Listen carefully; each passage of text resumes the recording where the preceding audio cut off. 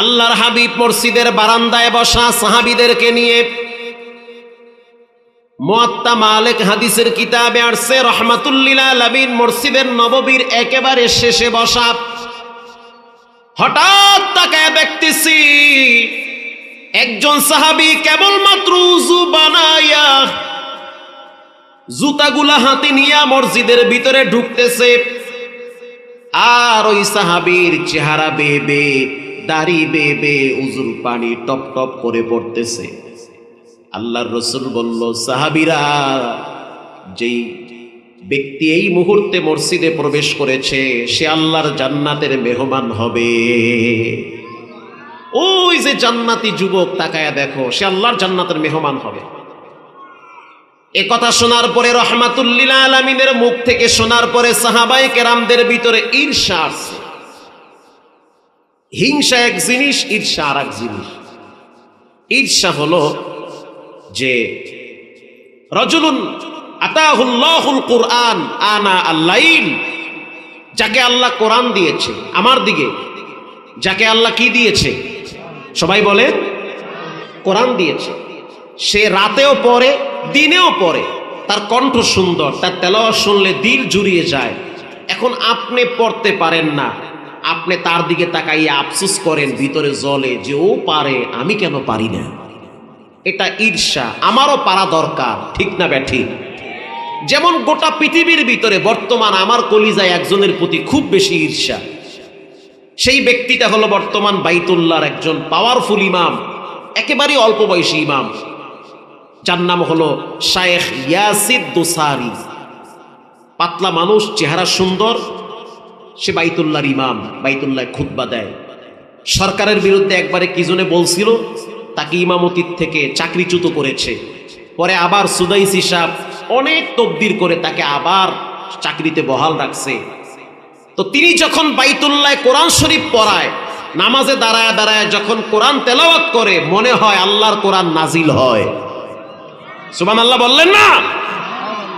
ইউটিউবে সার্চ দিয়ে দিবেন ইয়াসিদ দুসারি, ইয়াসিদ দুসারি, দিলেই দেখবেন তেলাওয়াত আসবে, পাগল হয়ে যাবেন।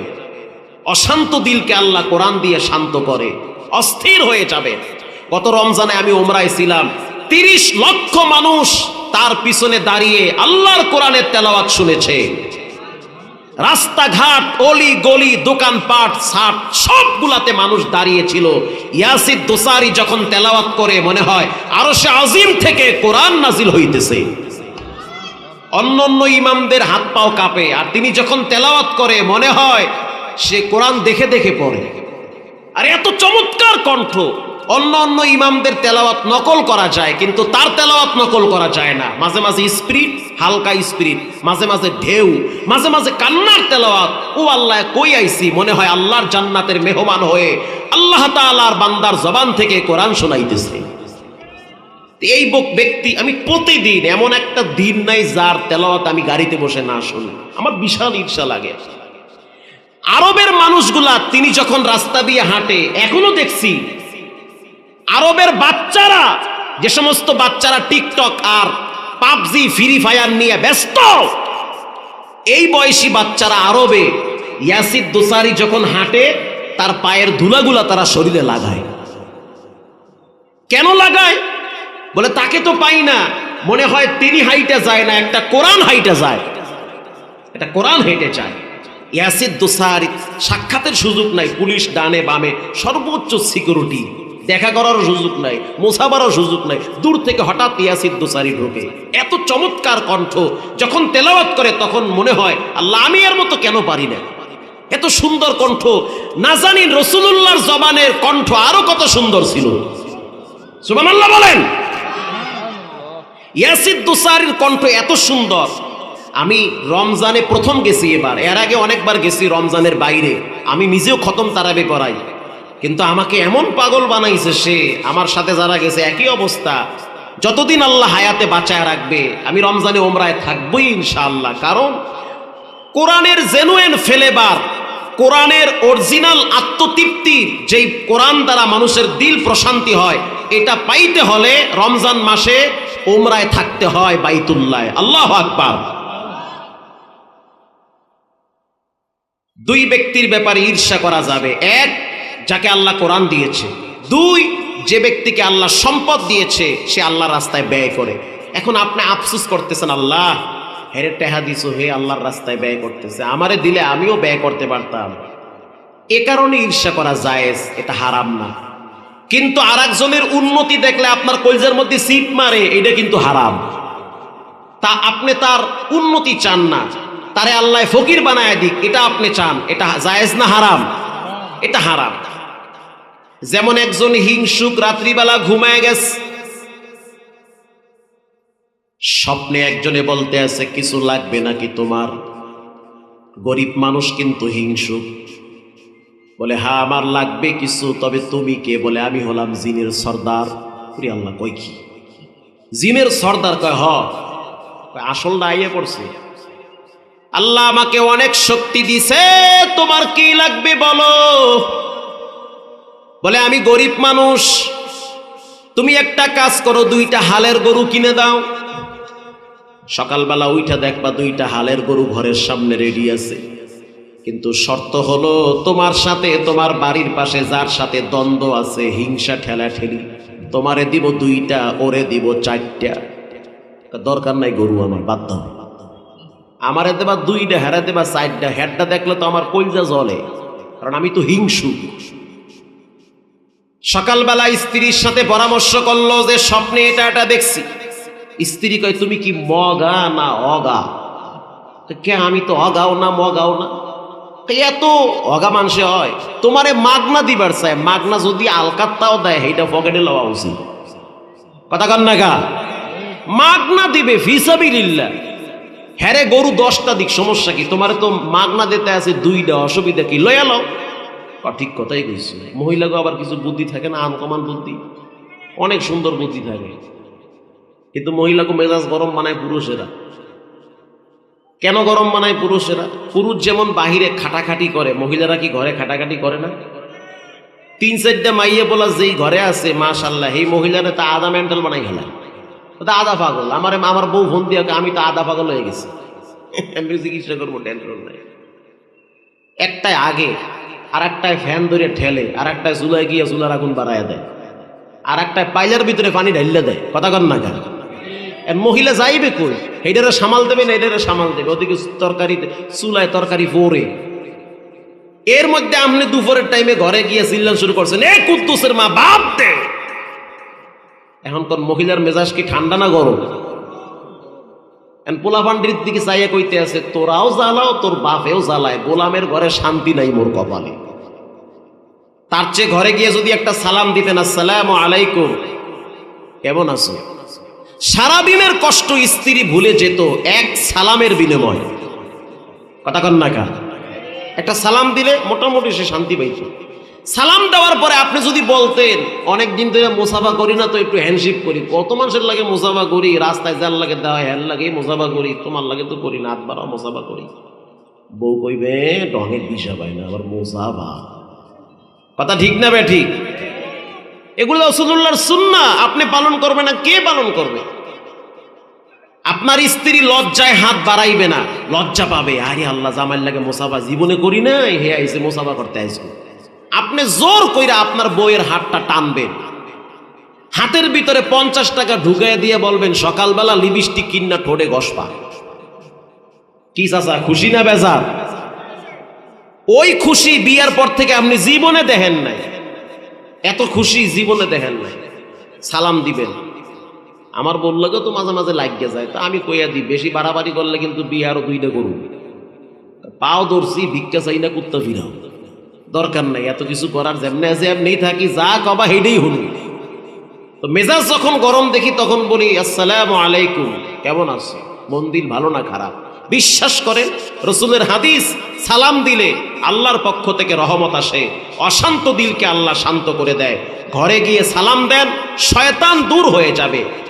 কিন্তু আপনি নিজেই তো ঘরে ঢুকেন বিড়ি টানতে টানতে। কথা কন না গা? তা আমার পোলা কয়দিন পরে গাঞ্জা টানবে, এটাই তো আপনার হাতের পাওনা। আপনি দোষ দেবেন কারে? হুজুরের দ্বারে গিয়া ওই হাদিয়া দিয়ে লাভ নাই, আমার ঘরের সমাধান আপনাকেই করতে হবে। কষ্ট হয় আপনাদের? প্রিয় ভাইয়েরা আমার, আল্লাহর রসুল বলল যে এই মুহূর্তে যেই সাহাবী মসজিদে প্রবেশ করেছে সে আল্লাহর জান্নাতে যাবে। মনে আছে? এবার শোনেন, এই হাদিসটার একটা এক্সাম্পল দিয়ে বুঝাইতেছি। ওই যে বললাম হিংসুক, মনে আছে আপনাকে হিংসুকের কথা? পরের দিন আইসা বলতে আছে কিছু লাগবে, কয় হ লাগবে। কি? কয় গরু দে। চায়া দেখা যায় সকালবেলা 2টা দামরা গরু হারাই রয়েছে। ঠিক আছে, করতে আনছো? আনছি আর এক দেশ দিয়ে, আমরা জিন না, আমাকে পাওয়ার আছে না, আল্লাহ আমাকে রক্তের লাগে মেলার শক্তি দিছে, তো গরু কোনো বিষয় এলো বিল্ডিং হুদ্দা নিয়ে আমি। কথা কি বোঝেন? পরের দিন আবার বলতে আছে কিছু লাগবে, কয় হ্যাঁ লাগবে। কি লাগবে? কয় 2টা মহিষ দে। শর্ত হলো পাশের বাড়িওয়ালারে 4টা দিমু, যার সাথে তোমার হিংসা। তাকায় দেখলো পরের দিন তার 4টা, এরে 2টা দিলে হেরে 4টা দেয়। আবার একদিন আইসা বলতে আছে কিছু লাগবে, কয় হ লাগবে। কি লাগবে? কয় আমার একটা চৌক উড়ে লয়ে যা। ও আল্লাহ, কয় কি? শর্ত হলো যাওয়ার সময় ওই যার লাগে আমার ঠেলা ঠেলি যারে আমি দেখতে পারি না, হ্যাঁ 2টা চৌক উড়ে লয়ে যাবি। কথা কি বোঝেন? বাঙালির মায়ের পেঁচ বোঝা কি এত সোজা? এই টাইপের হিংসুক আমাদের দেশে আছে না নাই? অভাব নাই, প্রচন্ড হিংসা। হে ভালো চলে কা, ভালো জামা গায়ে দেয় কা, ভালো খায় কা, ছেলে মেয়ে ভালো হইছে কা, মোরগুলায় তো গাঞ্জাখোর মদখোর বেয়াদব হয়েছে, ওয়াড্ডা ভালো হইছে কা। এই এর লাগিয়া 4 দোকানে বইয়া খালি দোষ খোঁজে কারে কেমনে বাস দেওয়া যায়। আল্লাহ রাব্বুল আলামিন বলেন, ইল্লা মান আতাল্লাহা বিকলবিন সালিম।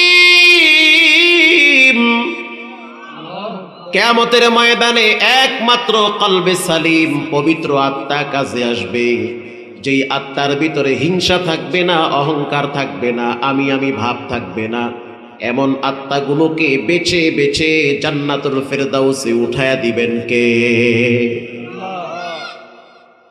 আল্লাহর নবী যখন বলল যে এই সাহাবী জান্নাতে যাবে, সাদ বিন আবি ওয়াক্কাস রাদিয়াল্লাহু তাআলা আনহু বলেন, আমি ওই সাহাবীর পিছনে পিছনে তার বাড়িতে গেছি। যাওয়ার পরে বললাম যে আজকের রাত্রটা আপনার ঘরের মেহমান হতে চাই, আপনার কি কোনো অসুবিধা আছে? বলে না, অসুবিধা নাই। এবার ওই সাহাবী বলতেছে যে মেহমান যেহেতু হবে, খুব ভালো কথা, কালকে মেহমান হন, আমার স্ত্রী বাড়িতে থাকবে না, একটা ঘর, 2 জনে একই বিছানায় শুয়ে থাকবো, ফজরের নামাজ মসজিদে গিয়ে পড়ব। সাদ বিন আবি ওয়াক্কাস পরের দিন আবার আসলেন। এই সাহাবীর নাম হলো আল্লাহর নবীর সবচেয়ে প্রিয় সাহাবী, সবচেয়ে নিকটতম সাহাবী। সাহাবীর নাম হলো সাদ বিন আবি ওয়াক্কাস রাদিয়াল্লাহু তাআলা আনহু। তিনি এবার চলে গেলেন বাড়িতে। পরের দিন আবার আসলেন। আয়েশা বলল, ভাই আজকে কি আপনার ঘরে কেউ আছে? বলে না, নাই, থাকবেন, অসুবিধা নাই, রুটি আছে, খাসির গোস্ত আছে, মন ভরে খান, কোনো অসুবিধা নাই। কিন্তু সাহাবীর মনে তো ভিন্ন চিন্তা, যে আমি দেখবো সে গোপনে কোন আমলটা করে। সুবহানাল্লাহ বলে। রাত্রিবেলা 2 জনে ঘুমায় গেছে, তাহাজ্জুদ পড়ে নাই, বাড়তি কোনো আমল করে নাই। ফজরের নামাজের টাইমে 2 জনে আবার চলে গেল মসজিদে। একাধারে 3 দিন পর্যন্ত মেহমান হয়েছেন।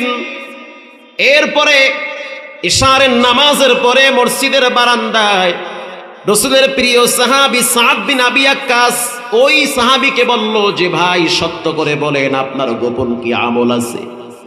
এবার ওই সাহাবী বলতে আছে যে যা কিছু দেখলা এটার ভিতরেই তো আমি জীবন চালাই, 5 ওয়াক্ত সালাত আদায় করি, কারো হক নষ্ট করি না, নবীর সুন্নাহ মোতাবেক জীবন চালাই, বাড়তি আমল করার সুযোগ পাই না, কারণ আমি তো একজন কর্মজীবী মানুষ। আল্লাহর নবীর মুখে শুনছি তুমি নাকি জান্নাতের মেহমান হবে, বলো তোমার ভিন্ন কোনো আমল আছে কিনা? ওই সাহাবী বলতে আছে, ও নবীর সাহাবী সাদ বিন আবি ওয়াক্কাস, আমার দিল বলতে আছে আল্লাহর জাত ও সিফাতের শপথ, আমার কলিজার ভিতরে কোনো মানুষের প্রতি বিন্দু পরিমাণ কোনো হিংসা নাই। কারো প্রতি কোনো বিদ্বেষ নাই, যে আমার শত্রু সে আমার কাছে নিরাপদ থাকে। আল্লাহু আকবার বলেন। যে আমার জীবনের দুশ্মন তারও আমি কল্যাণ চাই, আমি চাই না সে বিপদে পড়ুক, কারণ তারও রব একজন, তিনি হলেন কে? তাহলে কিয়ামতের ময়দানে পবিত্র আত্মা কাজে আসবে। এজন্য প্রত্যেকেই দিল পরিষ্কার করেন, যতক্ষণ বয়ান শুনবেন শুনতে হবে একজনের জন্য, তিনি হলেন কে? এরকম একটি সূরা আছে, সূরার নাম হলো সূরা মাউন। এই সূরাটার ভিতরে 7টি আয়াত রয়েছে। 3টি আয়াত নাজিল হয়েছে মুনাফিকদের ব্যাপারে, বাকি 4টা আয়াত নাজিল হয়েছে কাফেরদের ব্যাপারে। ইসলামের প্রাথমিক যুগে এই সূরাটা নাজিল হয়েছিল। আরাআইতাল্লাযী ইউকাযযিবু বিদ্দীন, এই সূরাটার প্রত্যেক আয়াতের শেষে হলো নুন, শুধু একটি আয়াতের লাস্টে হলো মিম। এই সূরাটার ভিতরে প্রায় 147টা হরফ রয়েছে। এই সূরাটা রাহমাতুল লিল আলামিন প্রায় নামাজে তেলাওয়াত করতেন। মানুষের কিছু ক্যারেক্টার সম্পর্কে এই সূরায় আলোচনা হয়েছে, মানুষের কিছু দোষ সম্পর্কে এই সূরায় নসিহত হয়েছে। এই সূরাটা যেই সময় নাজিল হয়, প্রেক্ষাপটটা আপনাদেরকে একটু শোনাই, কষ্ট হবে। এই সূরাটা নাজিল হওয়ার আগে আগে একদিন জোহরের নামাজের টাইমে আল্লাহর নবী খানায় কাবার চত্বরে যাইতেছে হাইটা হাইটা। ইন্দিমিন টাইমে তাকায় দেখতে আছেন মাকামে ইব্রাহিমের পাশে এক ছোট্ট বাচ্চা দাঁড়ায় দাঁড়ায় কান্দে। তাফসীরে আসছে, আল্লাহর নবী প্রশ্ন করলেন, মা ইবুকিকা ইয়া শাবাব, কি হয়েছে যুবক, কেন কাঁদো? এবার যুবক বলতেছে, ইয়া নবী আল্লাহ, আমার বয়স একেবারেই কম, মাত্র 12 থেকে 14 বছর হবে। এখানে দাঁড়ায় দাঁড়ায় কারণ কি? সেই বালক বলতেছে, গো আল্লাহর নবী, আমার বাবা দুনিয়ার থেকে বিদায় হয়ে গেছে, আমার মাও দুনিয়ার থেকে বিদায় হয়ে গেছে, 2-3টা ভাই বোন রেখে তারা কবরের যাত্রী হয়ে গেছে, আর আমাদের সম্পদগুলো আপনার চাচা আবু জেহেল দখল করে রেখেছে, ঘাড় ধাক্কা দিয়া আমাদেরকে ঘর থেকে তাড়ায়া দিছে। এখন আমরা কার কাছে যাব? কোথায় আমাদের আশ্রয়? মাথা গোজার কোনো ঠাঁই আমাদের নাই। আল্লাহর রাসূল বলতে আছে, তাহলে চলো তোমাদেরকে নিয়ে আমি আবু জেহেলের বাড়ির সামনে যাব। এবার এই বাচ্চাটারে নিয়ে রাহমাতুল লিল আলামিন আবু জেহেলের বাড়ির সামনে গেল। যাওয়ার পরে রাসূলুল্লাহ তাকে বয়ান করলো, চাচা, দুনিয়ার জিন্দিগি একেবারেই ছোট্ট জিন্দিগি। বাবার আগে ছেলে বিদায় হয়, ছেলের আগে বাবা বিদায় হয়, মৃত্যুবরণ করা লাগবে। যেই মাটির সম্পদ আপনি নিজে দখল করেছেন, ওই মাটির নিচে আপনাকে একদিন যাওয়া লাগবে। আল্লাহু আকবার! কি চমৎকার রাসূলের বয়ান! ও চাচা, কার সম্পদ গ্রাস করেছেন? এই যুবকের তো মা নাই, বাপ নাই, কি কারণে তার সম্পদগুলো আপনি আত্মসাৎ করেছেন? ইয়াকুলুনা ফি বুতুনিহিম নারা, কেউ যদি এতিমের সম্পদ পেটে ঢুকায়, আল্লাহ বলেন সে সম্পদ পেটে ঢুকায় নাই, বরং জাহান্নামের আগুন পেটে ঢুকাইছে।